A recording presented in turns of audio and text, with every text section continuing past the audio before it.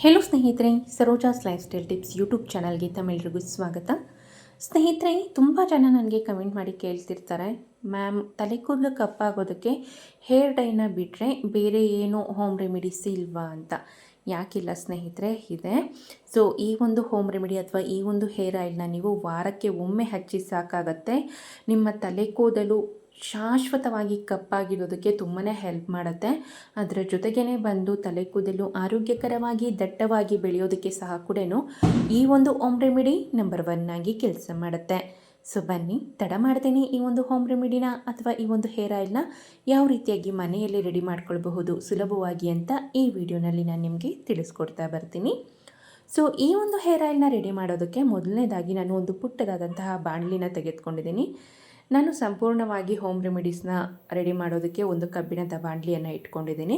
So ಆ ಒಂದು ಕಬ್ಬಿಣದ ಬಾಣಲಿಗೆ ನಾನು ಒಂದು ಅರ್ಧ ಮುಷ್ಟಿ ಆಗುವಷ್ಟು ಕಲೋಂಜಿ ಸೀಡ್ಸ್, ಅಂದರೆ ಕರಿ ಜೀರಿಗೆ ಅಥವಾ ಕಪ್ಪು ಜೀರಿಗೆ, ನಿಮಗೆ ಎಲ್ಲ ಒಂದು ಗ್ರಂಥಿಕೆ ಅಂಗಡಿಗಳಲ್ಲೂ ಮತ್ತು ಆನ್ಲೈನಲ್ಲಿ ಸುಲಭವಾಗಿ ಸಿಗುತ್ತೆ.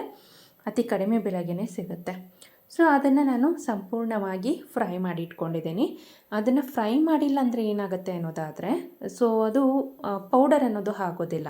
ಸೊ ಆ ರೀಸನ್ಗೆ ಸ್ವಲ್ಪ ಫ್ರೈ ಮಾಡಿಕೊಂಡು ನಾನು ಒಂದು ಪುಟ್ಟದಾದಂತಹ ಮಿಕ್ಸಿ ಜಾರ್ಗೆ ಹಾಕಿ ಇದನ್ನು ಸಂಪೂರ್ಣವಾಗಿ ಪೌಡರ್ ಮಾಡ್ಕೊಂಡಿದ್ದೀನಿ. ಅಷ್ಟು ಪೌಡರ್ನ ಸಹ ಕೂಡ ನಾನು ಇಲ್ಲಿ ಒಂದು ಕ್ಲೀನಾಗಿರುವಂತಹ ಬೌಲ್ಗೆ ಹಾಕಿ ಇದಕ್ಕೆ 1 ಟೇಬಲ್ ಸ್ಪೂನ್ ಆಗೋಷ್ಟು ಆಮ್ಲ ಪೌಡರ್, ಅಂದರೆ ಬೆಟ್ಟದ ನೆಲ್ಲಿಕಾಯಿಯ ಪುಡಿ, 1 ಟೇಬಲ್ ಸ್ಪೂನ್ ಆಗೋಷ್ಟು ಕರಿ ಲೀವ್ಸ್ ಪೌಡರ್, ಅಂದರೆ ಕರಿಬೇವನ್ನು ಬಿಸಿಲಲ್ಲಿ ಚೆನ್ನಾಗಿ ಒಣಗಿಸಿ ಅದನ್ನು ಪೌಡರ್ ಮಾಡಿಟ್ಕೊಂಡಿದ್ದೀನಿ. ಸೊ ಆ ಒಂದು ಪೌಡರ್ನ ಸಹ ಕೂಡ ನಾನಿಲ್ಲಿ ಹಾಕಿದ್ದೀನಿ. ಸೊ ಇವಿಷ್ಟು ಇಂಗ್ರೀಡಿಯೆಂಟ್ನ ಹಾಕಿದ ನಂತರ ಮೊದಲನೇದಾಗಿ ಚೆನ್ನಾಗಿ ಡ್ರೈ ಮಿಕ್ಸ್ನ ರೆಡಿ ಮಾಡಿಕೊಡಿ. ಒಂದಕ್ಕೊಂದು ಚೆನ್ನಾಗಿ ಬೆರಿಬೇಕು. ಸೊ ಆ ರೀಸನ್ಗೆ ಅಷ್ಟೇ ಕರಿಬೇವಿನ ಸೊಪ್ಪು ಆಗಿರ್ಬೋದು, ಕಲೋಂಜಿ ಸೀಡ್ಸ್ ಆಗಿರ್ಬೋದು ಮೇಯ್ನಾಗಿ, ಮತ್ತು ಆಮ್ಲ ಪೌಡರ್, ಇವಿಷ್ಟು ಇಂಗ್ರೀಡಿಯೆಂಟ್ಸ್ ಸಹ ಕೂಡ ತಲೆ ಕೂದಲನ್ನು ಆರೋಗ್ಯಕರವಾಗಿ ಕಪ್ಪಾಗಿಸೋದ್ರಲ್ಲಿ ನಂಬರ್ 1 ಆಗಿ ಕೆಲಸ ಮಾಡುತ್ತೆ. ಸೊ ನಂತರ ನಾನು ಇದಕ್ಕೆ ತೆಂಗಿನೆಣ್ಣೆ, ನಿಮಗೆ ಎಷ್ಟು ಬೇಕೋ ಅಷ್ಟು ತೆಂಗಿನೆಣ್ಣೆನ ಹಾಕಿ ಚೆನ್ನಾಗಿ ಮಿಕ್ಸ್ ಮಾಡ್ಕೊಳ್ಳಿ. ಚೆನ್ನಾಗಿ ಮಿಕ್ಸ್ ಮಾಡಿ ಇದನ್ನು ಓವರ್ ನೈಟ್ ನೆನೆಯೋದಕ್ಕೆ ಬಿಡಿ. ನಂತರ ಮರುದಿನ ಬೆಳಗ್ಗೆ ಎದ್ದು, ಸೊ ನೀವು ತಲೆಗೆ ಸ್ನಾನ ಮಾಡೋದಕ್ಕಿಂತ 4 ಗಂಟೆಯ ಮುಂಚಿತವಾಗಿ ಈ ಒಂದು ಹೇರ್ ಆಯಿಲ್ನ ತಲೆಯ ಬುಡಕ್ಕೆ, ತಲೆ ಕೂದಲಿಗೆಲ್ಲ ಸಹ ಕೂಡ ಆದಷ್ಟು ಇನ್ನೊಬ್ಬರ ಸಹಾಯವನ್ನು ಪಡೆದುಕೊಂಡು ಹಚ್ಕೊಳ್ಬೇಕಾಗತ್ತೆ. ಹಚ್ಚಿದ ನಂತರ ಒಂದು 4 ಗಂಟೆಗಳ ಕಾಲ ಹಾಗೆ ಬಿಟ್ಟು, ನಂತರ ಆದಷ್ಟು ಮೈಲ್ಡ್ ಆಗಿರುವಂಥ ಶ್ಯಾಂಪು ಅಥವಾ ಸೀಗೆಕಾಯಿನ ಯೂಸ್ ಮಾಡಿ ಹೇರ್ ವಾಶ್ ಮಾಡಿದ್ರೆ ಆಯಿತು. ಸೊ ಇದೇ ರೀತಿಯಾಗಿ ವೀಕ್ಲಿ ಒನ್ಸ್, ಅಂದರೆ ವಾರಕ್ಕೆ ಒಮ್ಮೆ ಈ ಒಂದು ಹೇರ್ ಆಯಿಲ್ನ ತಲೆಗೆ ಹಚ್ಚಿ ಸ್ನಾನ ಮಾಡೋದ್ರಿಂದ ನಿಮ್ಮ ತಲೆ ಕೂದಲು ಶಾಶ್ವತವಾಗಿ ಕಪ್ಪಾಗುತ್ತೆ ಮತ್ತು ದಟ್ಟವಾಗಿ ಬೆಳೆಯೋದಕ್ಕೆ ಸಹ ಕೂಡ ತುಂಬಾ ಸಹಾಯ ಮಾಡುತ್ತೆ. ಸ್ನೇಹಿತರೆ, ಒಂದು ಮೈಂಡಲ್ಲಿ ಇಟ್ಕೊಳ್ಳಿ, ಈ ಒಂದು ಹೇರ್ ಆಯಿಲ್ನ ತಲೆಗೆ ಹಚ್ಚಿದಾಗ ನಿಮ್ಮ ತಲೆ ಕೂದಲು ಕಪ್ಪಾಗೋದಿಲ್ಲ.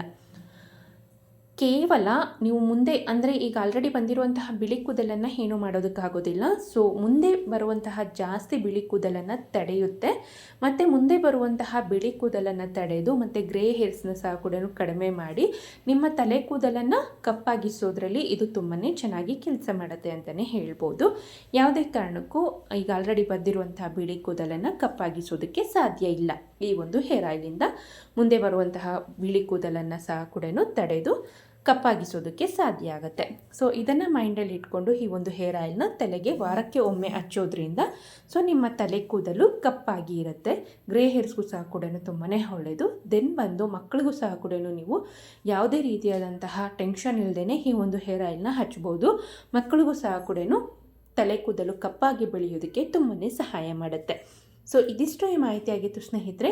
ಇನ್ನೂ ಏನಾದರೂ ಡೌಟ್ಸ್ ಇತ್ತು ಅನ್ನೋದಾದರೆ ದಯವಿಟ್ಟು ಕಮೆಂಟ್ ಸೆಕ್ಷನಲ್ಲಿ ತಿಳಿಸಿ. ಈ ವಿಡಿಯೋ ಇಷ್ಟ ಆದಲ್ಲಿ ಲೈಕ್ ಮಾಡಿ. ಮತ್ತಷ್ಟು ಬ್ಯೂಟಿ ಟಿಪ್ಸ್ಗಾಗಿ ದಯವಿಟ್ಟು ಈ ಚಾನಲ್ನ ಸಬ್ಸ್ಕ್ರೈಬ್ ಮಾಡ್ಕೊಳ್ಳಿ. ವಿಡಿಯೋ ನೋಡಿದ್ದಕ್ಕಾಗಿ ಧನ್ಯವಾದಗಳು.